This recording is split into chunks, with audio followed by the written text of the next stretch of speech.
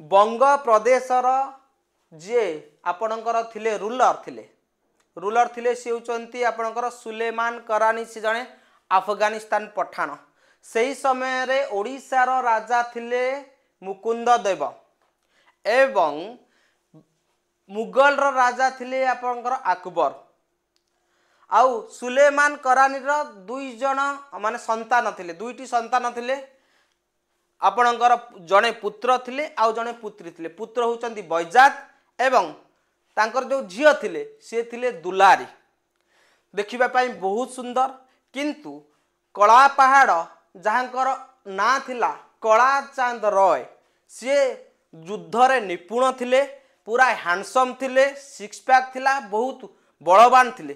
तो यही प्रतिभा रे तांकर मुग्ध हो जाइतिले किए सुलेमान करानी रो झियो दुलारी। एवं दुलारी कला चांद को प्रपोज करती बा प्रेम निवेदन करती, किंतु ता पूर्वरु कला चांद दुईटी स्त्री को विवाह करथिले। से समय चले दीटा स्त्री रो से हजबैंड थिले, किंतु जेते बेले राजा झियो ताकू पर्पो माने प्रेम निवेदन करुचंती, जेते बेले से बना कले तांकू राजा ने कि अरेस्ट कले, अरेस्ट करके बंदी कर देले।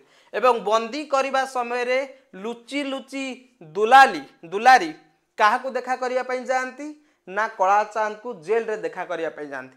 आउ तांकर जो निस्वार्थ पर भल पाइबारे कला चांद कौन होइथिले ना शेष रे राजी होइथिले, किंतु कंडीशन गोटे रखा जाइथिला बाहाबा पई तुमको मुसलमान धर्म ग्रहण करिबा पई पड़िबो। कला चांद जड़े ब्राह्मण थिले, तेणु तांको कुआ गला कौन मुसलमान धर्म ग्रहण करिया पई पड़िबो एवं बाध्य होइकि से मुसलमान धर्म ग्रहण करथिले। एवं तांकर ओरिजिनल घर होउछ उत्कल मा ओडिसा रे। जेते बेले ओडिसा रे तांको बापांकर मृत्यु घटे कला पहाड़ंकर, सेते बेले तांकर बापांकर अंत्येष्टि क्रिया करिबा पई से बंग प्रदेश ओडिसा प्रदेश को आसंती। एवं ओडिसा रे जेते आसंती तांकू लोक माने तांको समाज रो ब्राह्मण समाज रो लोक माने तांकू माने कोन ना अंत्येष्टि क्रिया करिबा पई दियंती नाही। एवं विभिन्न समाज रु तांकू बाछंद करंती एवं तांको पाखरे शर्त रखंती, तमे जदि पुरी जगन्नाथ मंदिर रो मुक्ति मंडप रे जाइकी निजकू शुद्धिकरण करिवो, माने मुस्लिम धर्म रु तमे पुणी हिंदू हबो, ताहाले तमे आम समाज रे मिसिबो। एवं फाइनाली परिशेष रे कला पहाड़ जाती कोठी की ना मुक्ति मंडप रे ब्राह्मण माने टाही टापरा करंती, तांकू समालोचना करंती, क्रिटिसाइज मध्य करंती अना नहीं तो। एवं तांकू आउ समाज रे मिसई दियंती नहीं किंबा हिंदू धर्म रे तांकू धर्मांतरीकरण करंती नहीं मूल धर्म को। तो सेति पई से कला पहाड़ कौन करथिले रागी जाइथिले एवं रागी जाइकी सेई दिन ठू से तांकर प्रतिशोध प्रयाण हो जाइथिले एवं कहिले मु हिंदू धर्म को नष्ट करिवि एवं प्रथम थर पई से हिंदू मंदिर ऊपर टार्गेट करथिले।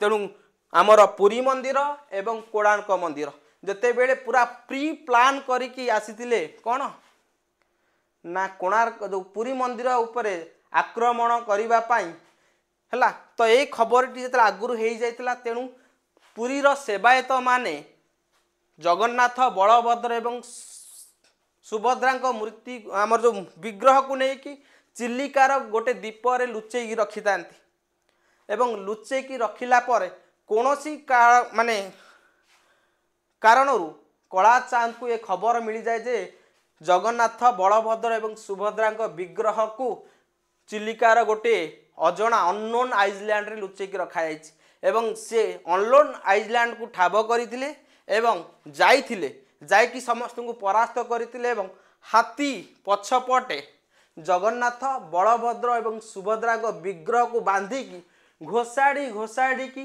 बंग प्रदेशर कोठी नहीं जाती हुगुली नदी कूल नहीं जाती। आउ हुगुली नदी कूल नहीं जाती सेठी विग्रह मान को निया लगे पोड़ी दियंती एवं निया लगे पोड़ी देला माने जतले निया जलुथला एमाने पड़ी आसले। सही समय देखा हुए कार ना विश्वर दास कौन कले निज मृदंग रे ब्रह्म को आणिकी बंगोपसागर देई पारादीपीर कुजंग गढ़ ठारे रहिले एवं सेई कुजंग गढ़ ठारे सेठी कौन है जगन्नाथ बलभद्र सुभद्रा विग्रह प्रतिष्ठा कराला सेठी आपनकर कौन ये जो विग्रह को आमर जो तबलार जोटा आनी